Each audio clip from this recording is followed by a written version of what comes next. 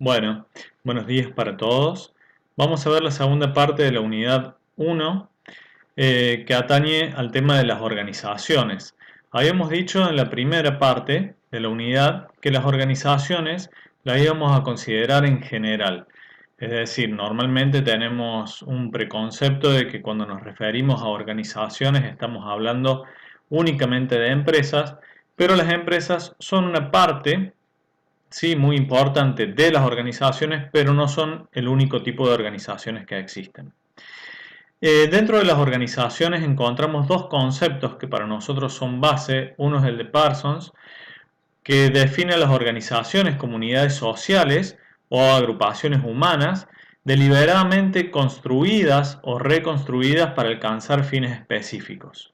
Y el otro concepto que propone el autor Solana como un sistema social integrado por individuos y grupos que bajo una determinada estructura y dentro de un contexto que controlan parcialmente, desarrollan actividades aplicando recursos en pos de ciertos valores comunes.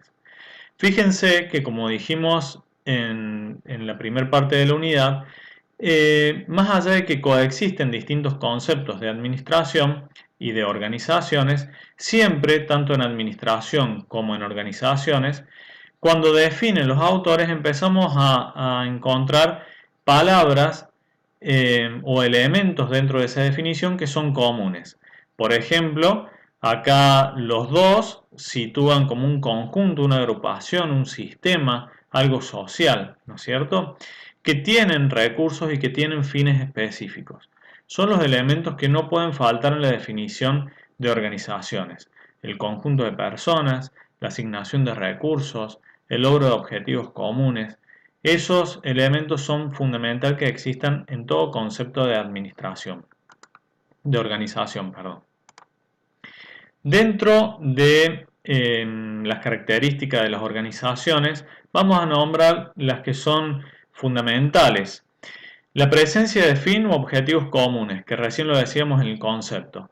También las personas y los medios, un conjunto de personas y medios para poder llevar adelante justamente los objetivos. El esfuerzo coordinado. ¿Por qué? Porque esas personas, esos medios van a utilizar los recursos para volcarlos hacia los objetivos comunes y eso va a demandar un esfuerzo. Un sistema relacionado y de dependencia.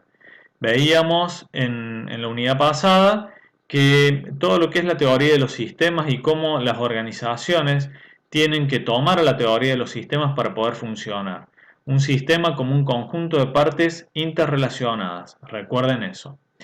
División del trabajo, del poder y de las responsabilidades.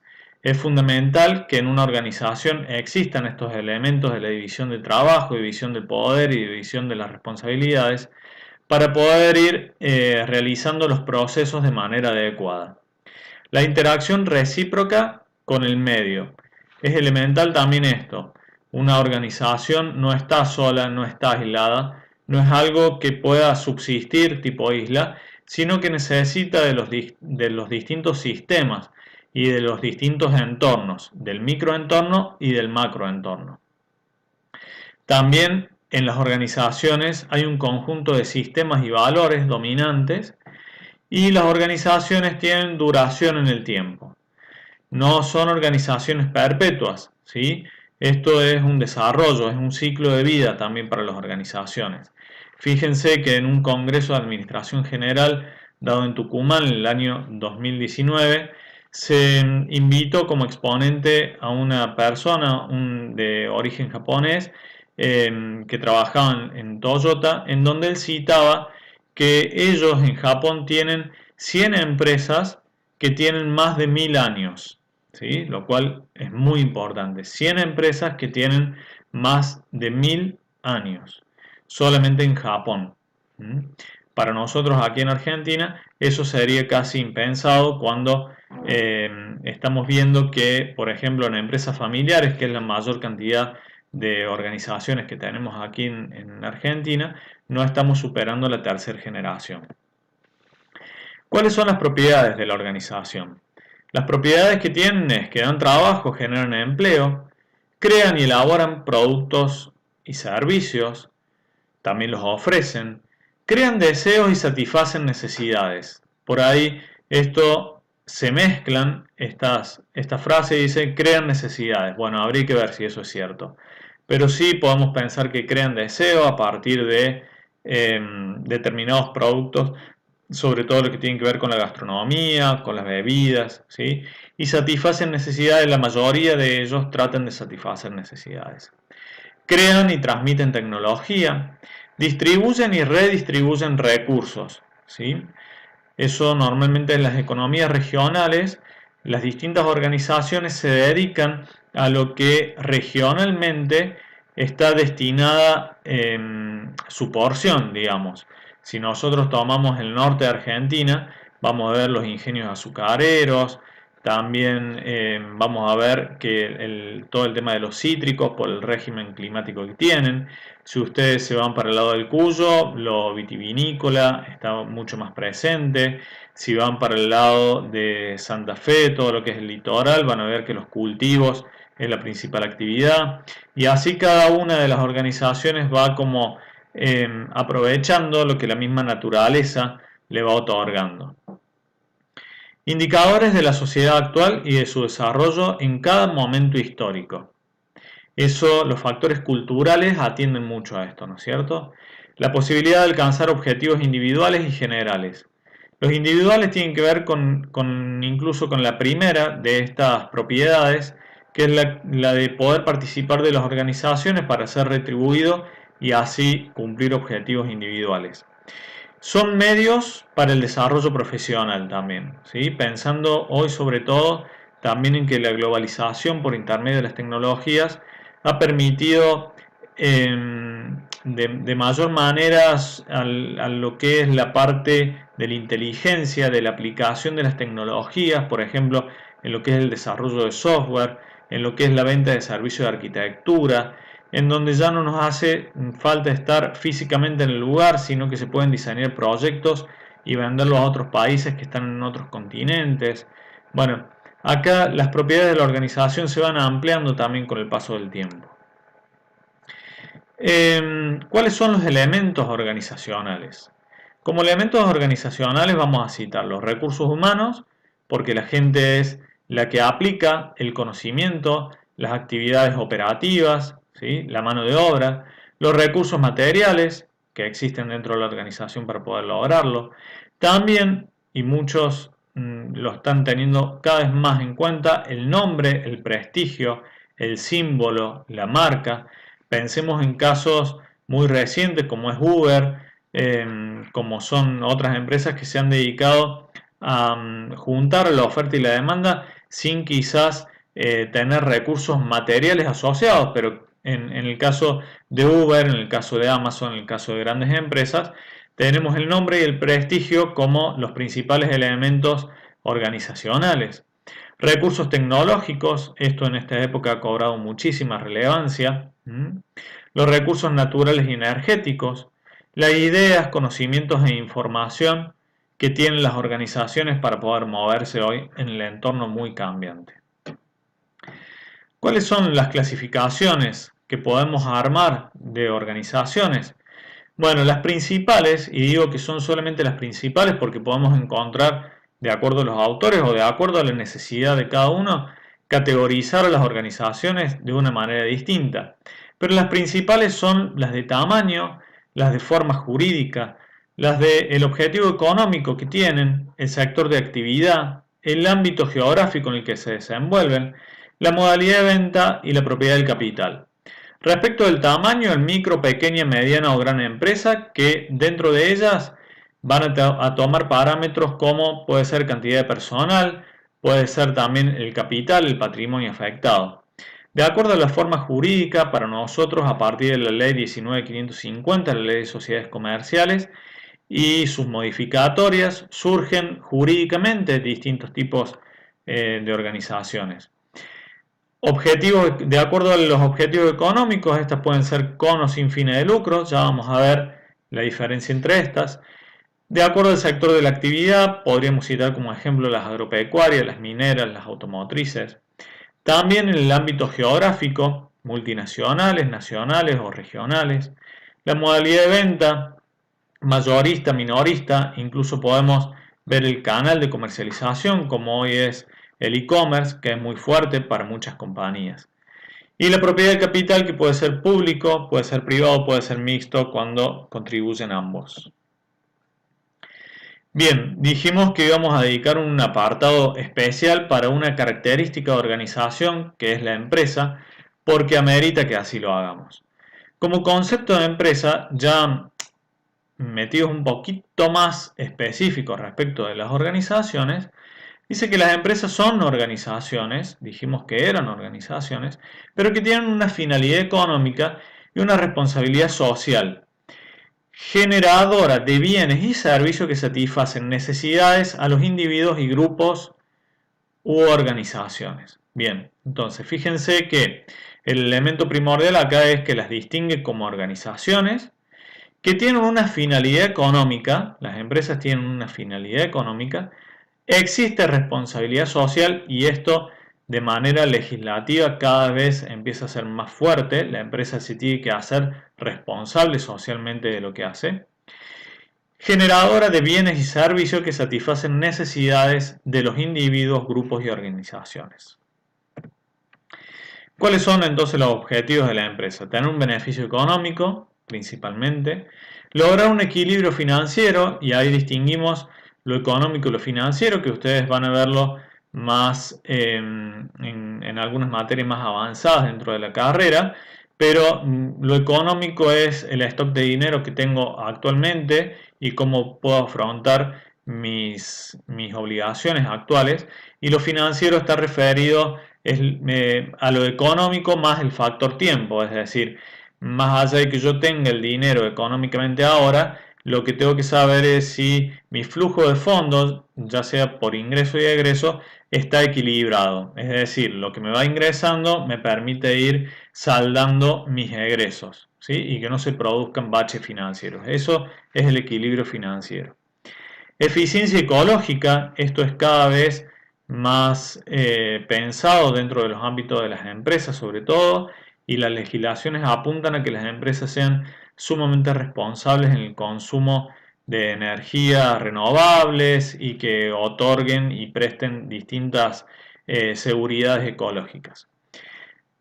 Buscan también la calidad de productos y o servicios y la responsabilidad social, que la nombramos en la pantalla anterior. Ahora bien, dentro de las características de las empresas, siempre lo que tenemos que decir es que al momento de enfrentar una empresa va a tener un riesgo, ¿sí?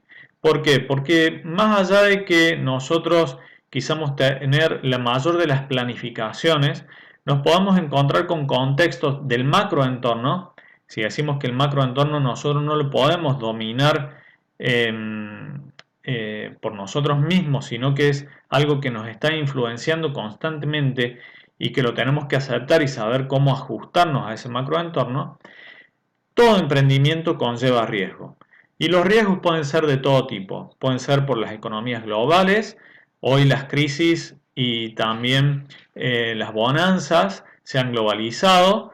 Pensemos nomás en las crisis que han pasado los países asiáticos y cómo repercuten inmediatamente en nuestra región de Latinoamérica. Pensemos también en que cuando a ellos les va bien, a nuestra economía también les va bien, ¿sí? Pero son variables que nosotros no dominamos, pero que sin duda nos afecta y que conlleva un riesgo. La característica también de la empresa es que coordina capital el trabajo. O sea, los inversionistas dentro de una empresa ponen a disposición un capital y también necesitan que ese capital comience a trabajar, ya sea por los recursos humanos aplicados, por la tecnología y por el conocimiento. Posee aptitud para percibir calidad y cantidad de bienes deseables. Tiene iniciativa, que esa iniciativa es el motor de la noción de la empresa, es lo que quieren hacer los propietarios de la empresa, y ya vamos a ver en la próxima unidad en planeamiento cómo esa motivación, esa iniciativa tienen que ver con la misión, con la visión y con los objetivos de las organizaciones. Promueve la organización de la economía, conocimiento económico y la paz social. Desarrolla la competencia, ¿sí? Porque todas estas empresas hay que entenderlas como que están dentro de un mercado en donde existe oferta y demanda, y la ley de oferta y demanda acomoda, realiza como un acomodamiento de precios en donde el que tiene la derecha, por así decirlo, es el consumidor mismo, ¿no es cierto? Y generan valor. Bien, si hablamos de empresa tenemos que pensar también en que hay un empresario y que ese empresario tiene roles que son definidos. Básicamente pensemos en estos 4 roles. El rol de responsabilidad, porque el empresario tiene responsabilidad, posee responsabilidad respecto de la empresa y respecto hacia afuera también. Toma decisiones, ¿sí? Es otro rol. Moviliza recursos, también es otro rol. Y asume riesgos, que fue lo que estábamos mencionando recién. Respecto de la responsabilidad, posee la responsabilidad de lograr una combinación óptima de recursos. Armonizar la eficacia empresaria con el valor humano, modificar el orden existente y modernizar la estructura económica. Respecto de la toma de decisiones, porque constantemente se están tomando decisiones dentro de la empresa en la manera de actuar, ¿sí? Para poder llegar a lograr los objetivos establecidos. Respecto de cómo acomodamos como empresarios los recursos con lo que cuentan, esto tiene que ver también con el cumplimiento de los objetivos, ¿sí? Distribución de bienes y servicios de un modo provechoso y acumulativo en un medio en que evoluciona constantemente. También dirige, en cuanto al asumir riesgo, dirige y asume riesgos porque tiene que pensar a largo plazo y es responsable final de los resultados, ¿sí? Está obligado constantemente a ser un innovador y capaz de dar continuidad a la empresa justamente por todo lo que decíamos de la necesidad de ir adaptándose a los entornos cambiantes. Bien, en las próximas 2 o 3 filminas lo que vamos a hacer es una comparación entre cómo era aquel empresario clásico y cómo es aquel empresario de hoy, el empresario más moderno, ¿no? Pensemos en que el empresario clásico era alguien que quería controlar directamente los procesos y que necesitaba estar, ¿sí? Necesitaba creer en situaciones estables, confiaba en que su cliente iba a ser inamovible, que era un cliente cautivo y que nunca se le iba a ir. Que lo importante era el producto, era tener un buen producto y no miraba tanto la atención al cliente o cuestiones más subjetivas que surgieron después con distintos estudios que se llevaron a cabo en la administración. Pensaba también que la rutina era lo único que se tenía que conservar, que los subordinados solamente tenían que obedecer, no tenían participación, que había una información que era reservadísima, que no se podía compartir, que los sueldos eran por un puesto determinado, pero no había una valoración distinta para aquel que hiciera prestaciones distintas, que la responsabilidad era individual y que la obediencia se daba por la teoría del látigo y el castigo. Ahora bien, ¿cómo ha ido mutando culturalmente hacia el empresario de hoy, al empresario de la época moderna? El empresario de hoy sabe que lo único constante es el cambio, que constantemente tienen que estar abasteciéndose de información, que es este punto que tenemos acá, de información disponible, para poder hacer cambiar, ¿qué cosa? La rutina, la que aquel empresario conservador pensaba y se aferraba a esa rutina, hoy está constantemente en revisión, ¿sí? Como también lo está el cliente para ser escuchado y atendido, y no solamente nos preocupamos por el producto que ofrecemos. También tenemos que tener competencias para estar creando constantemente. Por eso es que acá los subordinados no solamente obedecen, sino que el subordinado es alguien que necesariamente tiene que participar, porque es aquel que conoce específicamente su tarea y puede darnos una mejor medida de cómo hacer mejor las cosas. Los sueldos comienzan a diferenciarse, si bien existen escalas que determinen las tareas y las actividades, pero el mismo empresario empieza a reconocer que también la innovación que ofrece cada una de las personas tiene que ser valorizada económicamente para que tenga su recompensa. La responsabilidad acá es grupal, justamente porque la participación la asumimos entre todos. Y participan para crecer y reducir los costos también. Bien, en la comparación, ¿cómo nos quedaría este cuadro? Fíjense, creen en situaciones estables los empresarios clásicos, sin embargo los otros constantemente en el cambio. El cliente no es lo único, hay que ver también otras competencias. Lo importante es el producto, sí, pero también tiene que ser un cliente escuchado y atendido. La rutina se debe conservar y la rutina debe ser constantemente revisada hoy por hoy. Los subordinados comienzan a participar y solamente dejan de obedecer, más allá de que la obediencia es una característica de la subordinación.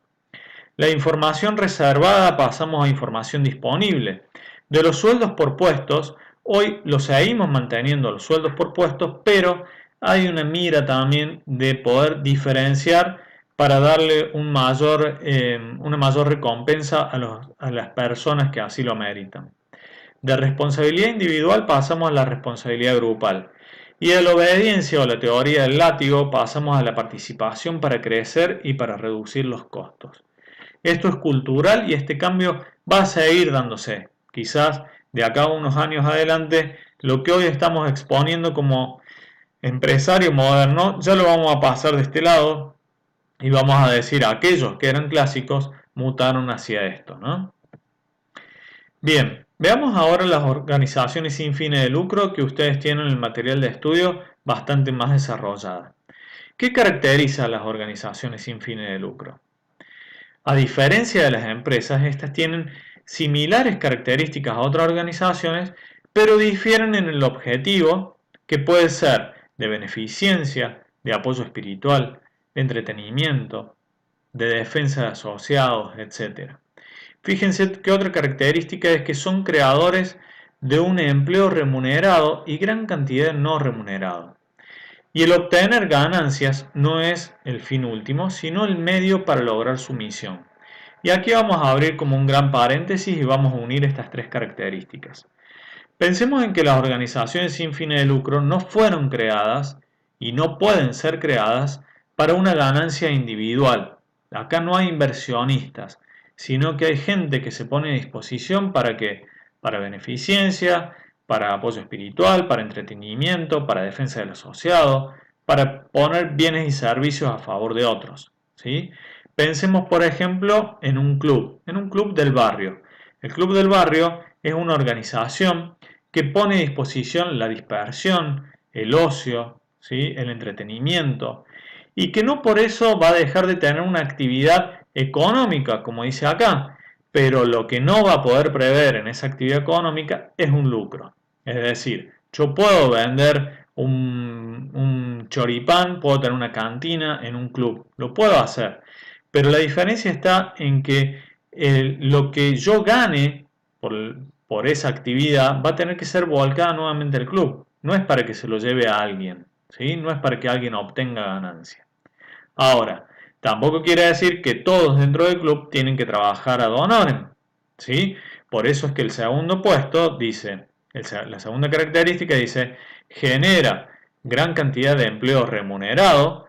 Pensemos en toda la gente que trabaja en el club, ¿sí? Los entrenadores, la gente que se dedica a la cantina, la gente que se dedica a la ordenanza y también gran cantidad de no remunerados. Por ejemplo, pensemos en la comisión directiva que hará su trabajo de apoyo de conducción al club y que no va a tener una retribución por eso, ¿sí? O sea que acá aparece como un elemento distintivo de las empresas que veíamos recién, que son conformadas para que el beneficio esté entre todos los asociados o hacia personas fuera de los asociados, que pueden tener actividades económicas, pero no puede haber un ánimo de lucro, que pueden realizar esas actividades económicas, pero el sentido tiene que ser poder volcarlos nuevamente hacia las actividades que requieren este tipo de organizaciones sin fines de lucro. Bien, por último, vamos a ver esto de administración pública, que también amerita algo, un capítulo aparte, digamos. La administración pública es un sistema que tiene por fin dirigir y coordinar las actividades del Estado, ¿sí? Siempre en cualquiera de los tres niveles de Estado, ya sea nacionales, provinciales o municipales, hacia objetivos que se han puesto para beneficio del país, de la provincia o de la ciudad o de la comuna, en su caso, ¿sí? ¿Qué caracteriza? Normalmente la administración pública, y esto tenemos que reconocer que está cambiando gratamente, estaba caracterizada por una lentitud de la operación y la burocracia, porque necesitaba de muchos procesos de control. Recordemos que por intermedio de la administración pública, entre medio de esto está el Estado, quien tiene que brindar una transparencia absoluta, entonces necesitaba de una burocracia muy grande. Pero ahora se empieza a visualizar una propuesta de cambio. ¿En dónde? Y justamente en tratar de parecerse un poco más en las empresas en el sentido de aprovechar mucho más, por ejemplo, la tecnología, ¿sí? La digitalización de los trámites, la digitalización de los pedidos. Toda la tecnología está ayudando mucho a que en la administración pública también se esté dando un cambio. También caracteriza a la administración pública la alta movilidad de los niveles de decisión. ¿Por qué? Porque normalmente tienen que ver o están asociados con periodos gubernamentales, ¿sí? Es poco permeable a los entornos. El entorno no lo influencia demasiado a la administración pública. Los accionistas no participan en las decisiones porque justamente tienen que ver con decisiones del Estado. Tiene un amplio radio de acción, pensemos en los tres niveles, como decíamos, en nación, provincia y ciudad. La ley de contabilidad pública es la que rige sus acciones, pero no soluciona sus problemas. La ley de contabilidad pública está específicamente determinada para este tipo de organizaciones. Bien, con esto llegamos al fin de la presentación y concluiríamos la etapa de la unidad 1, en donde ya hemos visto lo que es la administración general y lo que vemos las organizaciones en su forma también genérica, haciendo algún apartado entre lo que es empresa, organizaciones sin fines de lucro y la administración pública. En las próximas 4 unidades lo que vamos a ver es el proceso administrativo: planear, organizar, dirigir y controlar. Pero no lo vamos a ver de manera aislada, sino que vamos a estar constantemente retrotrayéndonos hacia estos otros temas que en la materia son centrales. Bueno, muchas gracias.